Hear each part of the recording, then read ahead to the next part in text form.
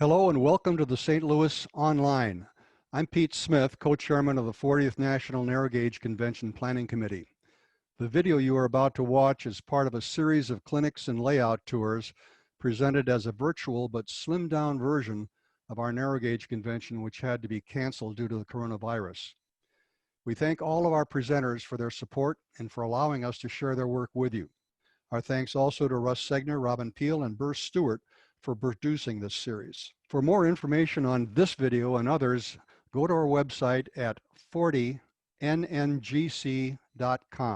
We hope you enjoy the program that follows. Chuck Lind is going to present for us now on the history of logging and sawmill operations in Texas, Louisiana. Logging is a topic dear to my heart, and I've seen some of Chuck's presentations in previous conventions. This one promises to be well worth our time. So Chuck, welcome, and take us out to the woods. Thank you very much. I appreciate it. First off, I want to give a thank you to Russ and Robin for getting this all together. At least they're giving us a little feeling of the narrow gauge that we're missing on this last day of the convention. And thanks to Pete for helping out and all the people up in the St. Louis area. We really appreciate the little bit of a convention we're getting. Basically, Texas and Louisiana logging boom, because a lot of this will be Louisiana. I work on, there's a museum over in Longleaf, Louisiana that I'm on the board, so a lot of this is very similar between the two states, right on the edge. Civil War ended. Basically, the South was pretty well in ruins and needed to develop. That was part of the reason.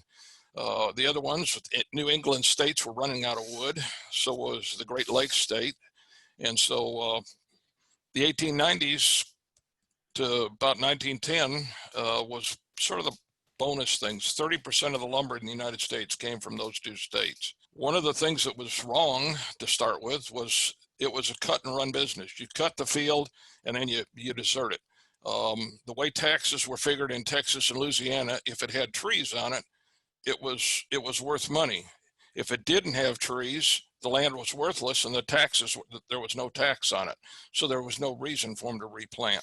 So that was pretty well the reason that had to change. The legislatives changed and made it taxable. They wanted the money anyway. So that was part of what was happening here. This map gives you a little idea of what was happening in the area. You can see you got the Northwest, this was running out of wood, and this was running out of wood.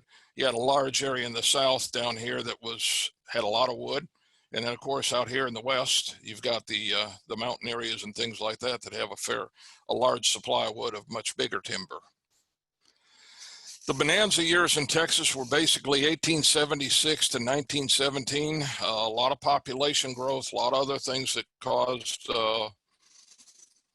things to move on here in Texas and grow. It lasted basically a little after 1917, but the final nail in the coffin for most of the logging was about the Depression years. And one of the interesting things, Texas, of course, was a republic before it became a state, and they didn't like government. So they did not have any land. They would not allow the federal government to own land in the state of Texas. And so the Texas legislative had to change that. So some of these sawmill guys could sell land to the federal government to survive through the Depression years. With that, we got 4 national forests in Texas. So that was a good thing that came out of it. The first bit of logging in Texas was along the Rio Grande area. And you're not talking really logging here. You're talking this area right in here from about Corpus on over. This is Rio Grande Valley. It's now a big growth area for lots of planting, lots of fruits, vegetables, and that come out of that area. Basically, palmetto trees are palm trees. So that's what the early things were working on. Not great lumber. I do want to mention what a board foot is in case you don't know. It's basically a 12 by 12 by 1 inch thick piece of wood. That gives you a board foot. Average tree, 100 foot high, 4 foot at the base, you get 5,000 board feet out of an average tree. First sawmills in Texas were pit saws. not the greatest way, not the most productive. The head sawer would be the guy on top. This guy on the bottom was the one that did all the work. All he did is pull the saw up. The guy on the bottom pulled the saw, did the work, and got all the trash dropped upon him. The first known sawmill in Texas was in 1819, and it was over in Nacogdoches County, which is in East Texas, and it was a combination sawmill and grist mill. And it was water powered, and you could see one set of the flutter wheel would turn, which would move the saw up and down, and then the little turbine that would go through there, it would also reverse it or move the carriage forward. Transportation was the big issue in Texas at that time. We had lots of timber in East Texas, but no way to move it. There wasn't any railroads. There was nothing happening. And logs, until they're made into lumber, are really not worth much. The first operating railroad in Texas was the Buffalo, Bayou, Brazos, and Colorado Railroad. They had big thinking on their mind, but they never made it further than the Brazos Valley, which is where I live. So it didn't go too far. The first known steam-powered sawmill in Texas was about 1829, 1830. It was east of San Antonio. There's a road there that runs from San Antonio, Brazos Valley, called the Old San Antonio Road. We had a little skirmish down here in the Alamo, and Santa Ana had just finished at the Alamo, and he was pretty well burning anything that he found in his way, and anything that could be of use to the young Texicans down here. So he wanted to get rid of all those things.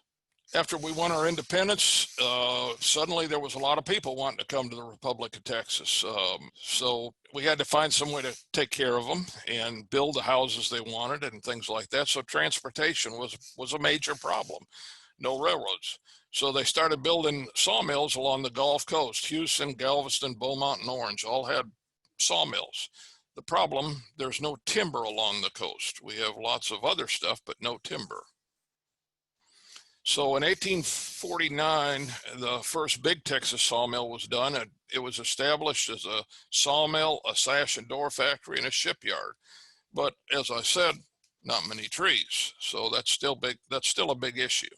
Well, Sidney Sweet had an idea. He'd seen all these trees north of him on the Sabine River, and he's just felt like, well, we'll send lumberjacks up there and they'll cut the trees up there, and they'll put them together. And what they did is they put them together in these floats using the trash branches that unusable, and wooden pegs to drive in through the branches onto the logs.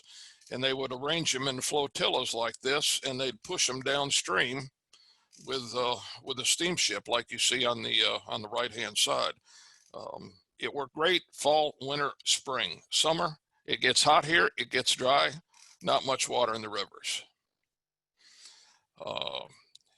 His first saw that he had down there, the sawmill, basically were up and down type saws. They were sash gang saws. They had several blades on one saw. It went up and down through the wood, and he could cut. He cut about 1,200,000 board foot in 1950. 1850, sorry about that. It was short-lived until the Civil War. The Confederates decided to take cover in this mill, and they did, but then they decided to fire on the gunboat that the Federal had patrolling the Gulf, and when they did, the gunboat fired back, and then they burned down the mill. So it was short-lived for his. This was Texas. In 1861, we had a total of 470 miles of track in the state. And all that would be basically down here. This is the Buffalo, Bayou, Brazos right here, and some of the other railroads coming off of it. This was our first link to the outside world of the United States. 1870, we went from Shreveport over to Marshall, Texas. And at that point, we had a connection to the outside world. And the only thing was that line was built by the SP and later the Texas Pacific, and it was a standard gauge line. The first known logging tram in Texas was the Yellow Bluff. It was 7 miles long. It did not go to a sawmill. It went from the woods and then they loaded it and took it to the water where they could dump it in the river, Neches River, and then float it downstream to sawmills down near the coast. So there again, there still wasn't another sawmill in this area. So with that, other sawmills started coming around the rivers. You got one over in Orange, which was on the Sabine. You got the Beaumont area. Both of those are on the coast. Then you got the Trinity River, which is Liberty and Wallsville. That was the first sawmills actually locating up into the Piney Woods. Mainly, they were after, they didn't like the hardwood. It was in their way. Houston was a growing town at that point. They were really going on. They needed lots of lumber in Houston. So the barges made regular trips from the Beaumont Orange area into the Houston area to supply the lumber needs for the city of Houston. The lumber demand in Texas was mainly for longleaf and shortleaf pine. There was a lesser demand early on for the hardwood. Basically, the only place it grew in abundance was along the river bottoms, and it was just in their way. It was in, you know, they had to cut through that to get the pine to the rivers to float them. And also, the hardwood doesn't float well. It tends to sink quicker than the other ones. After the Civil War, they needed better equipment to make the sawmills work in Texas. Some of the power that they were using on the steam-powered areas were not enough to pull through this southern pine that we had, the longleaf and shortleaf pine. It's very pitch. It's got a lot of pitch in it, which is sap, and that pitch tends to really work like glue when a saw starts through it. So it was causing a lot of problems in trying to get through it. So they were not able to cut well, so they were just able to get a minimal amount out of it. Bandsaws were developed, but they didn't come practical in Texas until about 1900 and later, mainly because they had some blade problems, and the sticky sap would cause a problem trying to go through there. So it was an issue for them also, plus the blades would break with they'd stick and then the blade would snap on them. Mainly, Wagons and High Wheels came into a big part in the state at that point. You can see here, this is a high wheel. They would back up to a log, chain it, and then when this levered up, it would pull the front of the log up so they could drag it. Here's a fellow with a good sized load heading into a mill. How he got those logs on, I'll never know. And this is an interesting picture, and I wish they would have got a shot of the whole thing. I'm seeing a five team oxen area here with the front wheel of a log wagon and one super long log laying on top of it, and I don't see the back wheels. It's always been an interesting picture to me as far as that goes. Houston, East and West Texas was the first railroad to go up and open the Piney Woods. It was a narrow gauge railroad, and they ran from Houston up through the Piney Woods and into Shreveport. And you could see there were several other railroads that came off there across them, and many of these are logging railroads, but there's a few, the Cotton Belt, the International Great Northern, Kansas City Southern, Santa Fe, they all crossed. Of course, the thing was they were all standard gauge also. The International Great Northern decided to push tracks into East Texas also, and they decided a little different way. They found out where all these sawmills were and tried to plan their railroad to hit all these little sawmill areas, because that way they'd have a good source of income with the finished wood being cut, and the sawmill would have a place to ship it. They came up and they were one of the first standard gauge railroads to come up through East Texas as they worked that way. 1880, now, wow, we're growing. We got 2,440 miles of track, you know, pretty well. Everything's still pretty well in East Texas. We haven't moved. This is the lines going up through. These are basically all little sawmill towns as you see going up through there. And a lot of those sawmill towns have turned into regular towns, and they're still around. By 1890, we more than doubled our trackage. We started moving into West Texas, and something they found out there called oil that became very popular. In 1887, there was 37 known logging railroads in Texas, and I'll emphasize known. When I talked to some of the people at the archives and museums, they said there was probably more, but they just didn't, a lot of them didn't mess around with the government, so they probably weren't there. But we had 33 of those were 3-foot narrow gauge, 2 standard gauge, and the one that I'm most intrigued by, and that picture I've got is not from here, it's from up in Washington, is an 8-foot gauge on timber rails. That just totally surprises me how you can have an 8-foot gauge running in anything. You'd have to cut down way too much wood just to build a road bed. Logging in Texas really liked the narrow gauge. They tried to get a lot of narrow gauge things in here. Shays started coming in things. 1883 was the first shay shipped to Texas. It was narrow gauge.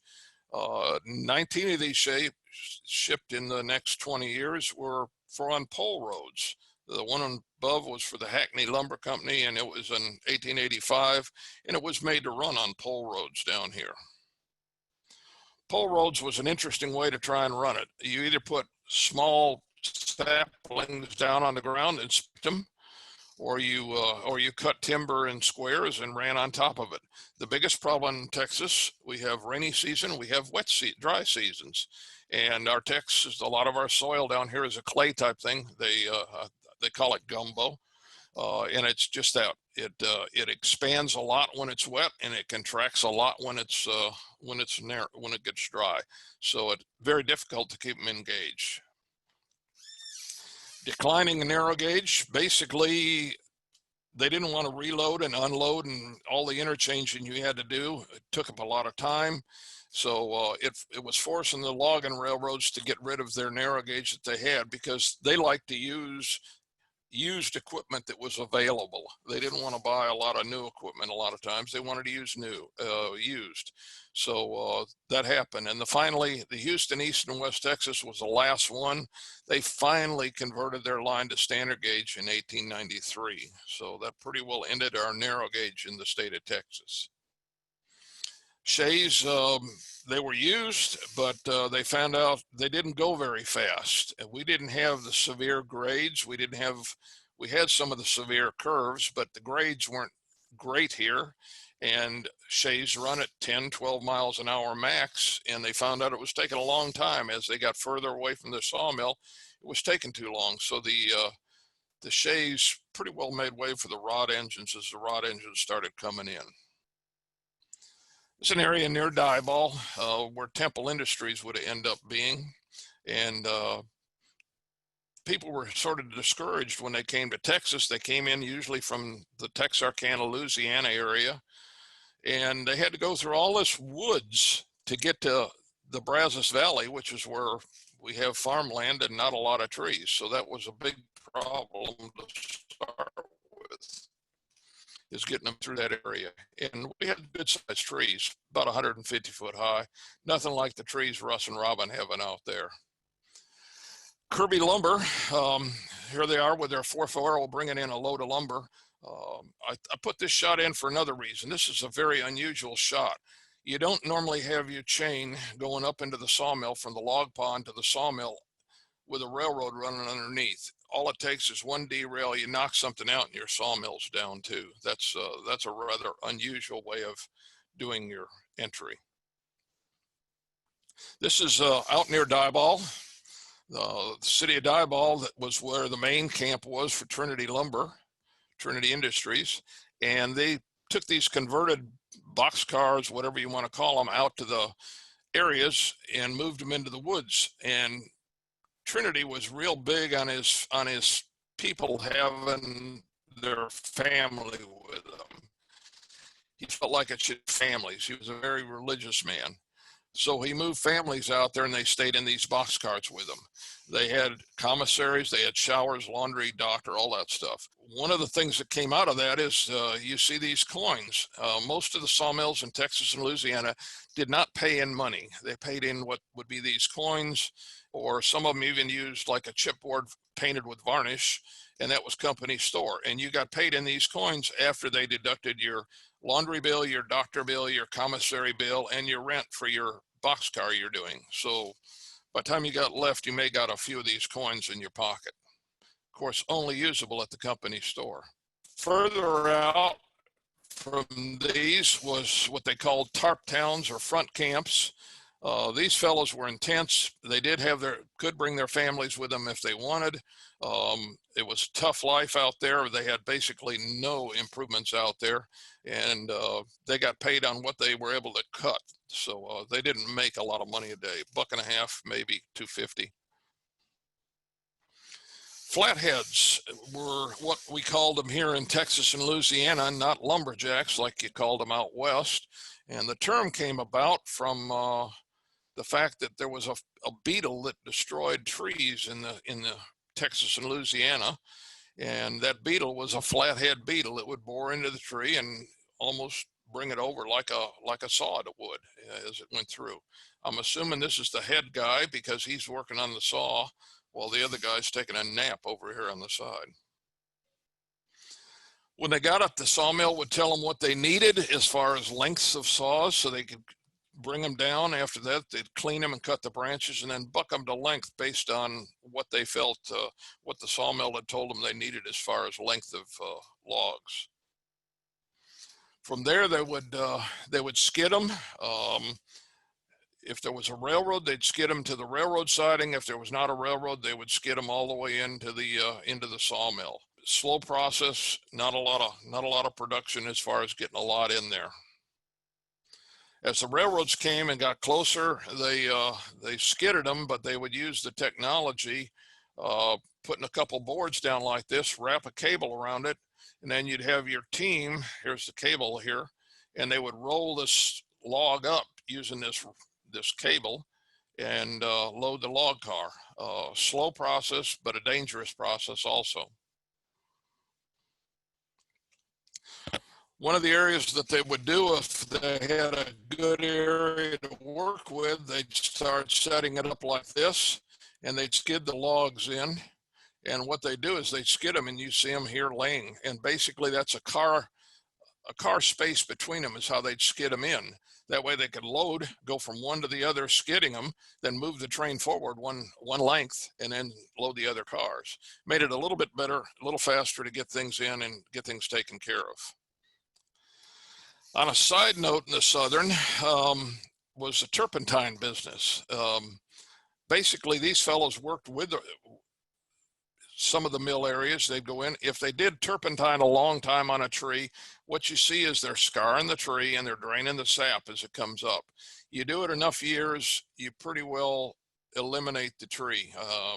So a lot of times it was done right before the logging areas. They would have these guys come in, and they were mainly done by the freed slaves, white sharecroppers, and a lot of places even they talked to the sheriff's department and hire their convicts and let the convicts work out here in the turpentine camps. If you don't know what a turpentine camp is, basically they bring the sap in and they roll it up into this upper level.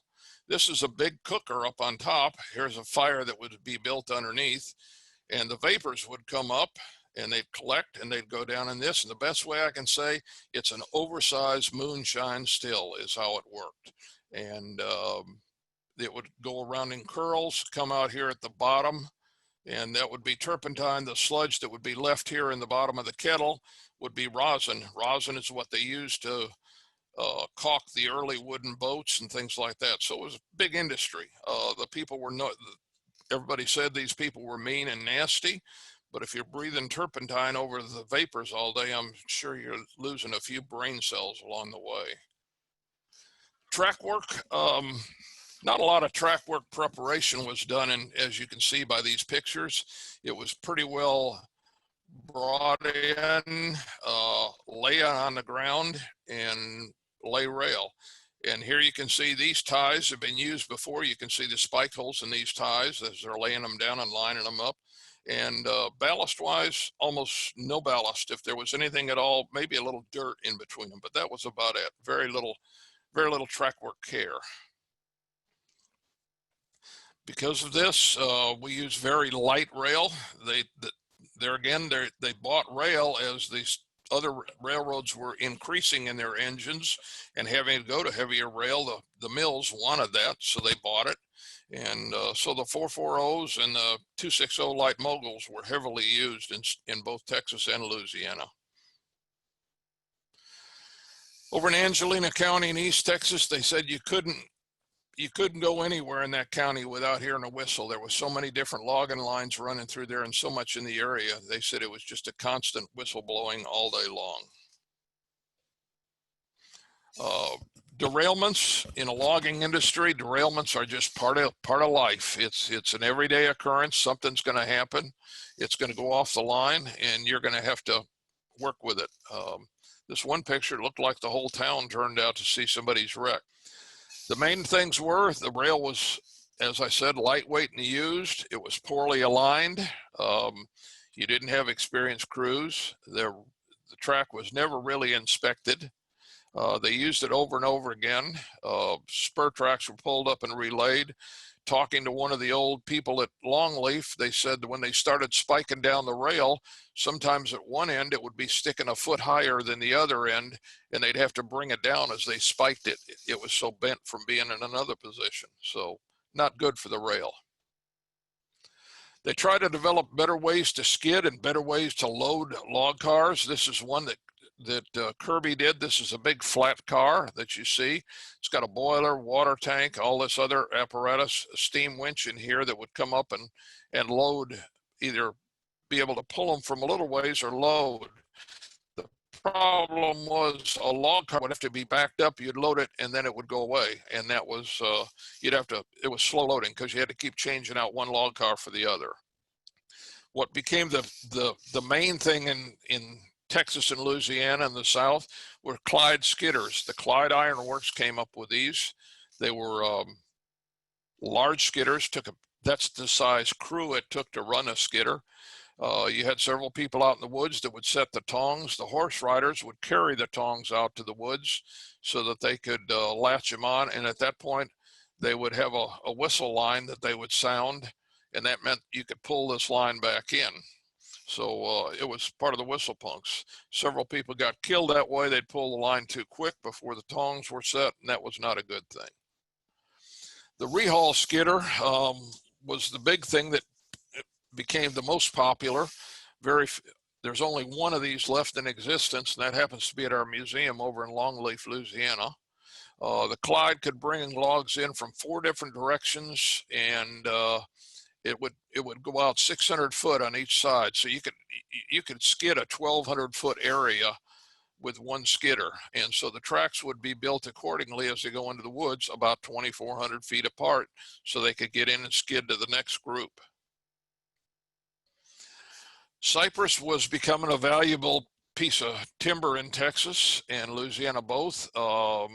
It's a good wood. It made a lot of siding. It was weather resistant. Problem was it's difficult to harvest.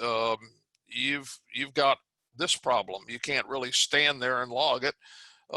Alligators and moccasins would love that, but not good. So they'd use a special rig like you see there, or a lot of times what I've seen on some of these was a couple guys standing on a flat bottom boat sawing it with a crosscut. Log cars, Climax brought a few into Texas. They weren't a bit, they brought with springs and without. That was the 2 styles of log cars they had. You could get them either way.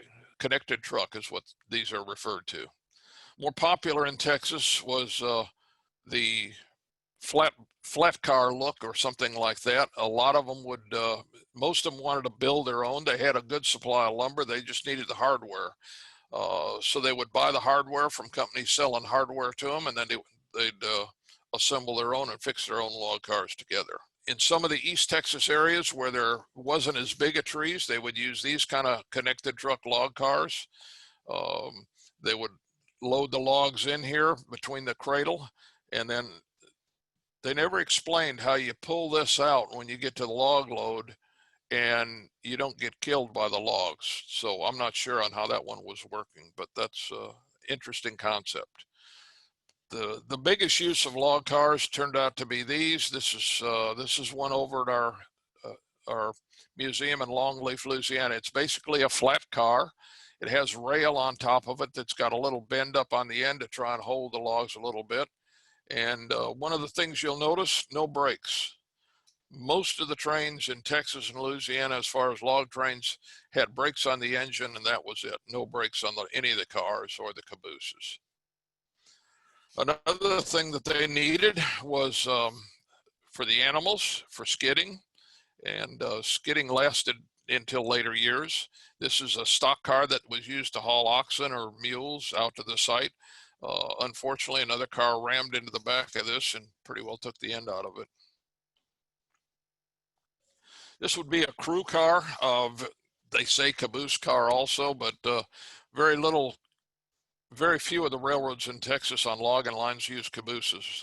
Crew cars were used to take the guys out further out into the woods as they worked from the camps. Log loaders were necessary. They came around, and basically there were several different types. Ones like this were fixed on an area. They'd push a car up here, he'd load it, and then go away. Same with something like this. One car at a time, push it and go away. This was somewhat popular. It would roll on tracks set on top of the log car. You could load a car and then roll back and then load the car that you just were on and then go back to the next one. The biggest thing that happened in Texas and Louisiana, the McGiffert log loader by Clyde Ironworks, this one down here, it has a set of wheels here. The wheels could be lifted up when it was in position, and they could pull log cars from underneath, so it was a continuous loading. These were very popular in both states. Lincoln pins, dangerous couplers, outlawed on a lot of areas. They were used in a lot of logging lines here, and several of the logging lines used them up until the 50s when they finally got rid of them. As Texas was needing more motive power, they found out there was something happening.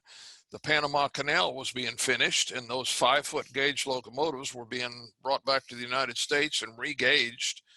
And a lot of the logging lines in the South ended up buying these locomotives. One of them happened to be the Moscow, Camden, and St. Augustine Railroad, number 201 there, as you see there. And it was used in their operations until the 1960s. Operations on a logging line, they're really simple. Loads out, empties out in the morning, loads back in the afternoon. These were called mill turns. If it was close by, you could probably get 2 turns a day. If it wasn't, you might just get 1. Majority never had a caboose. The way they worked it, they would get there and they would nail a green tree branch to the last log car. And if the engineer and fireman could look back and see the tree branch, they pretty well knew they still had their load. If they didn't see the tree branch, then it was time to stop and start backing up and figure out where you lost your load. This happens to be the mill over at Longleaf, Louisiana, and it's the only picture I could find to talk about this. Right here, you see these logs laying up here. Well, what they are is they're trimmed on 3 sides. They're a 3-sided piece of timber that went through the mill. Early on, this mill had a husk saw or circular saw on this side and had a bandsaw on this side. So what they would do is these logs would come up here, they'd go over this side to be trimmed on 3 sides, getting rid of the bark and squaring up the log. They'd come out through the back of the mill, make their way all the way around to the front, come up here, go through the bandsaw. And the idea behind this was this saw over here took 1/4 of an inch out of the wood as it cut. The bandsaw only took about 1/8 of an inch out as it cut. So you cut 3 boards, you lost a full board if you cut them on the circular saw. So the idea was the bandsaw used for the dimensional. And yes, that's the angle of the log dump. I'll talk about that in just a minute here. Our biggest sawmill was Central Coal and Coke, or 4C. It was a huge mill west of Lufkin. It was basically 2 stories, 175 foot wide, 486 foot long.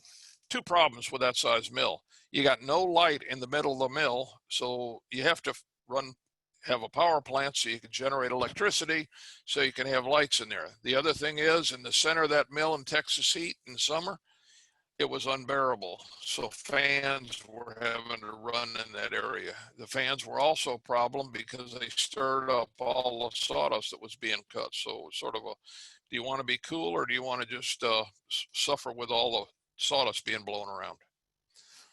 For many years, this was the largest bandsaw west of the Mississippi.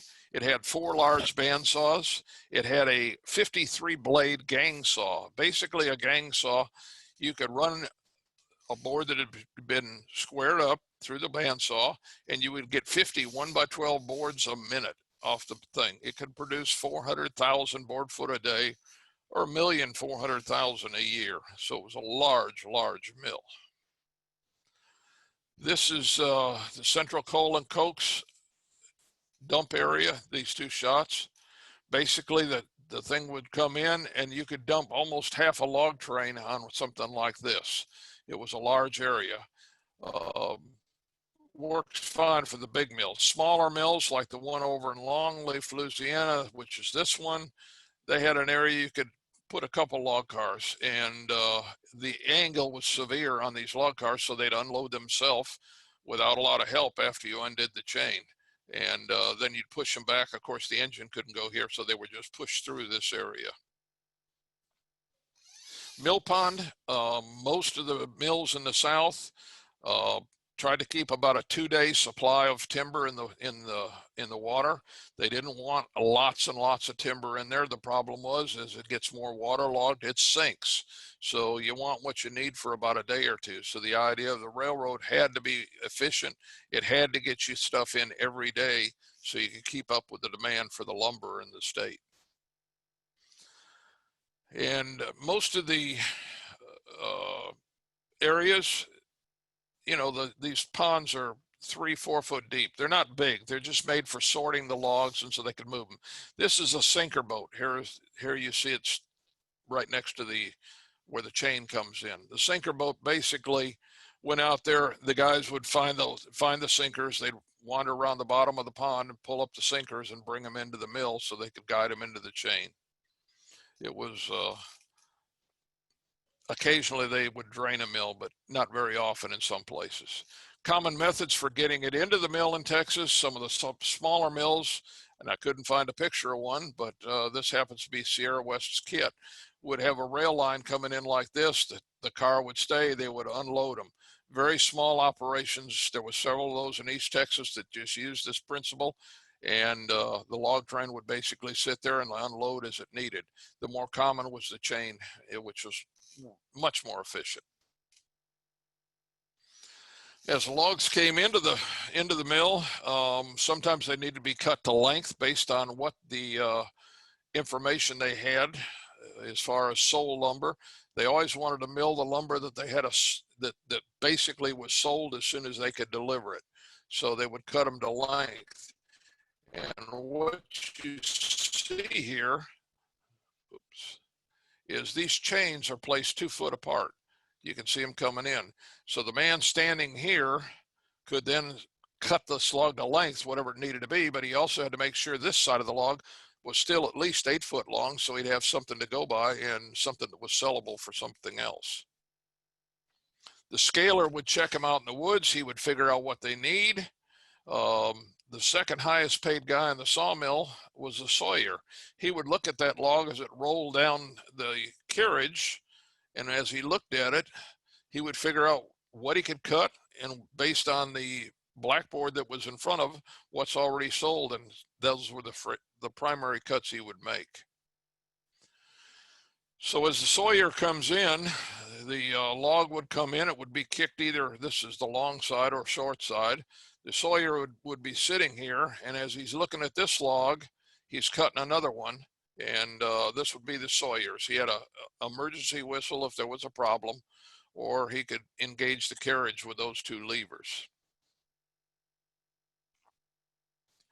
Logs being cut early on, the carriages were manned by people. There would be 2 to 3 people on each log carriage, and they would hammer the dogs down to run the log through. Of course, there was no railing here when this was a real sawmill. This is the museum. This is the carriage here. It would come through, and the man would sit on it and pull. This is the log carriage. Basically, in the 40s, this was replaced. This is all hydraulic dogs. The dogs would engage by hand, not by hand anymore, but by hydraulics. And before that, there would be a man standing here and a man standing over here. They would hit these with a hammer to lock the dogs. What happened is 1940s. These are young entry-level guys into the sawmill business. They were being drafted. So most of the sawmills got waivers to where they could purchase this equipment that was normally not allowed during the war years. The highest paid worker in the most of the mills was the saw filer. He worked usually above the band saws, filing. Originally, it was a filing job like this man. He's working with that. They would work that area. Later on, it got to be a blade like this, where there was a saw. It would move forward, and then a grinding would come in and make the angle. This would be the carriage that would pull it up from the sawmill. The bandsaw would be right here next to it. It would pull it up. They'd slip it on that, pull it up into the saw filer. He would roll it over to be sharpened or roll it out here for storage. This happened to be at Longleaf. It was February 14th, 1960. Sorry about that. And they'd pulled it up to sharpen it, and the mill shut down that day, and it never went back down. So that was the end of that. As I talked about those cants earlier that were cut on a circular saw, they'd come down this way. They'd hit what they called a crossover, go out through the mill to the back, and then come back around the front. This would be the edger. Normally there'd be two men standing here. These are the live rolls on each side from the two different band saws. And the two men would stand here and trim the edging and make it a normal sellable board. 1x6, 1x8, 1x10, whatever. This man here had a little different job. They called it working the bear over in Louisiana, where I was, and he was watching for scrap wood on both the live rolls coming down, any of the bark edgings, things like that. He would pull one of these two levers and eject them onto the floor. The floor was full of chains that drug the lumber over into a trough that would go out to the burn pit. The other thing he was doing, he was standing here watching wood come at him from the edger. He would throw the scraps from the edger out of the way, but he had basically dancing back and forth to avoid the boards coming at him all day. Had to be alert on that job. One of the sayings in the sawmill is, remove the knots and double the profit. So a lot of times they would look at the wood and see if it's clear wood that needed a little trim to remove a knot and still had a sellable board. They would do it. This one is controlled from above by a series of levers and chains. This is a later model. Lumber would come down here, and these are 2 foot apart saw blades that would come up and allow it to cut the knot holes out or shorten the board. When the wood came out of the mill in Texas and this area, it had 2 areas. This would be heavy timbers. They're ready to go. They come out, they're sold, they can ship. Or this would be the dimensional lumber coming out of there. The heavy timbers would slide down, get loaded on flats or into gondolas, things like that, and they'd be ready to go. While the other stuff, it had to be sorted. So you'd have these men standing all along this chain, pretty well the lowest paid workers in the mill, and they would be looking for certain wood that they're stacking on their carts. They knew whether they were pulling a 1x12 by 8 foot or whatever other lumber they were assigned to. They knew they could pretty well tell it by sight what they had and what they were doing. From there, they would take it on there was wooden walkways pretty well everywhere on our mills in Texas and Louisiana because of the rainy areas. Later on, they would use a Model T that was modified called a jitney to pull them out. And they'd either be stacked for air drying, which, as you can see, they took up a lot of area around the mill. Or if they weren't stacked for air drying, they would head into the kiln to be dried in about a 24 to 48 hour period. Loading, these wooden tramways went everywhere, as I said, through the mill. Here's a load of freight cars coming in. And as I was told by one of the sawmill workers, it's a whole lot easier to pass wood down than to lift wood up. So that was the idea. They kept these going for many years that way with the loading.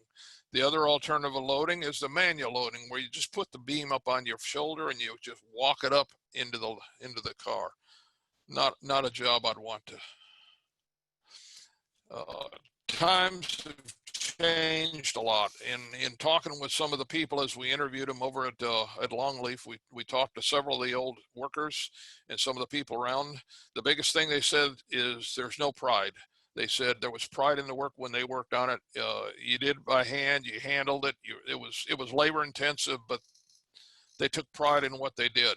They called the saw filer the dentist. They said he knew how to file the teeth, so it was sharp and last until 4 or 5 hours. And they said nobody cares. He said, based on the wood you see at Lowe's and Home Depot now, knots are not a thing they're trying to get out anymore. Texas logging today, basically the logging is still a big part of Texas economy. It's about a $5.7 billion industry. It employs about 19,000 people. And it's still an East Texas site. There's been a lot of replanting, a lot of regrowth in here. And I mean, we're still doing things. If you drive any of the East Texas highways, you're gonna see these log trucks that are a scary sight to see at times, driving down these roads, just piled higher than you think they should be higher with logs. Some references I used, basically Whistles in the Piney Woods is a book by Robert Maxwell. Another good book is Sawdust Empire by Maxwell and Baker. There's two really good areas here in Texas. There's a Texas Forestry Museum, which is the Texas Forestry Association. They have a large display over there, plus they've got a great museum and lots of archives. So it's a good area to get in and work with. And the Temple History Center, excuse me, in Diboll, Texas. I went over there and spent a day with a friend of mine, and the lady was great. She would bring all, she helped us with a lot of our questions. She showed us where a lot of the pictures were and helped us on a lot of the areas. So I got to give a lot of thanks to those people. With that, I'll end my area here and saying, the Flatheads of Texas are basically gone. My hat goes out to them for the job they did in helping and the trials and tribulations they went through in trying to bring this timber to us so that we'd all have a little bit better life. So with that, I'll be open if there's any questions, and I'll stop sharing. Thank you. Thank you, Chuck. Okay. Some questions. We had a few about the pole roads, and someone suggested there's a fellow in New Zealand modeling a pole road operating with a railway. Wow. Other questions, guys? Let's see here. I'm looking. There's probably a really obvious answer to this one, Chuck. But you mentioned grist in the mill. What on earth is grist? It's grist mill is basically flour, a wheat type thing. Grist mill. Yeah. So not a problem. I'm a city guy, really, not a country boy. So there you go. That's good to know. Yeah, and someone said I actually asked the question: Has anyone ever modeled a working pole road? And yes, Dave Woodhead mentioned that. Yes, somebody in New Zealand had done that using battery-powered vehicles on it, I guess, which is kind of cool. It'd be interesting to see. I'd like to see that. I mean, it'd be an interesting thing to see. Yeah, I made the comment that your list of trackwork hazards sound very much like you're defining many people's model railroads. When I went through that list of them, I think that's probably true. Someone, Terry Wheeler, asked, were there any paper mills in this area? Yes, of course, they came on later in years. The paper mills, there's several of them around the Louisiana area. There's a couple big ones over there. There's one big one up in Texas. The way I was told from the Kroll family who used to own the mill at Longleaf, they replant, and when they replant about 1 million trees a year, every other tree, 10 years from now, every other tree north to south is cut, and it goes to the paper mills as pulpwood. The next 10 years, they cut them east-west, and then the 30 years, they clear cut the area. That's what's happening now. Okay, there are a few comments about turpentine, but my observation was I never knew that's how you made turpentine, by boiling down the sap and getting the rosin out and the turpentine out it was out the top. That was, I learned some things there. Andrew McDonald says, was the early Clyde hauler unique to East Texas? No, there were heavy in Louisiana and some of the other southern states. I don't know if they're anywhere else. I don't know what was used out west. I haven't studied y'all's roads as much out there, but the Clydes were heavily used in Texas and the South. Clyde and McGifford equipment is quite common out here. Yeah. McGifford's had some problems out there because your trees are too dang big. That was you know, McGiffers are rather top heavy, and if you're pulling something top heavy, you don't want the additional. But yeah, McGiffers, I think there's 6 McGiffers left in the country. If you come west to yeah, our museum happens to have 2 of them. At Eugene, Oregon, there's a terrific museum at a little town called Custer. Okay. And they have some of that really old equipment, including one of the mechanisms used to shoe oxen. Wow. A rig to let you do that safely. How far is that from where your convention's going to be? Oh, it's several hours. No, it's down near Eugene, Oregon. Okay. So, but on your way here, if you're driving here, you might want to plan ahead and stop there. Looking them up online, Custer is the name of the place. Thank you. So Tom Smith adds, maybe you can do a presentation on the paper mills next. He says, this is not very complimentary to Texas, but he says, I grew up traveling in East Texas with my dad, and he still remembers the smell in Lufkin. Yes, yes. Which is common whenever you go near a paper mill around here. It's a rather gross smell. It's worse when you go down to the coast and smell the refineries. So I'll take the smell in Lufkin rather than the refineries. Okay, rather than a smell in Port Arthur or somewhere like that. Okay. Yes.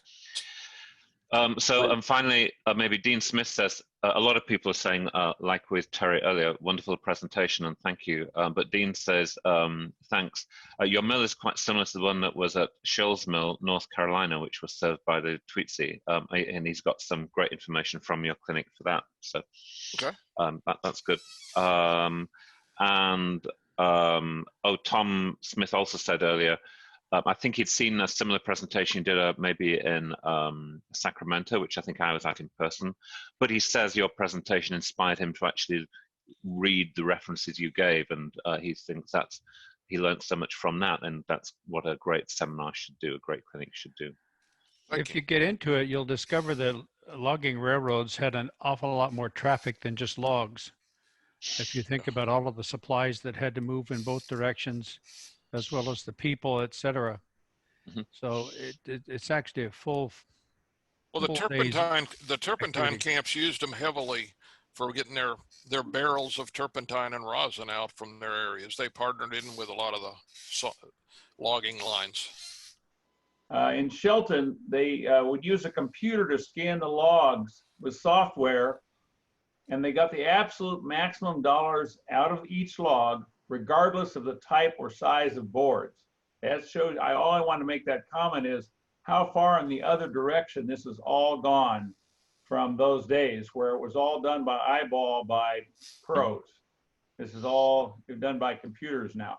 It's just you got to think most of the sawmill fellows had looked at this log. They didn't have a ruler and measure it. They looked at it by eye and figured out what they could get out of it. Mm-hmm. And when I talked to the people down in Oregon that had gone to the computer, they said they have not got the yield out of it that they got from the old sawyer that was there for like 40 some years. He said they were about a 3% less yield out of a log. So I guess the human eye is a pretty good instrument. One of the differences though is the speed with which the material is sent through the mill. Yeah, much faster. A lot of places the material will come out of the saws to the stacking areas at about 80 miles an hour. Yeah. And quite a challenge. So a final question, Lloyd Lehrer asks, what was the ratio of turpentine to rosin? That I'm not sure of. I'm hoping to find out a little more. We're working on a turpentine exhibit over at Longleaf. I'm just finishing a model of a turpentine camp. And one of our fellows over there is researching and just finished writing a book on turpentine camps They were also called naval stores, is what you would have heard them referred Right. to in the southern woods. We will probably have a significant component of interest in logging at the convention 2022. So we've had good experience with the logging community out here building models in 2012. So we're looking forward to that. Great clinic, Chuck, and I love your shirt. Thank you. I wished I'd have had a 40th anniversary. Indeed. There it is. Very few of them. Yeah. Collector's items. Indeed. So, One more comment about the change here in Western Washington. Here in Shelton, when I moved here 47 years ago, there were 3 to 5 logs on a truck, as big as they could get them on the truck. Now a truck has about 50 logs of 6 to 8 inches in diameter. They're all pool cues. We used to call those pecker poles, but now that's what they cut all the time because they were so tiny. Interesting change. oh, it is. Thank you, Chuck. I appreciate what you did. It's great to see the old times. Thank you.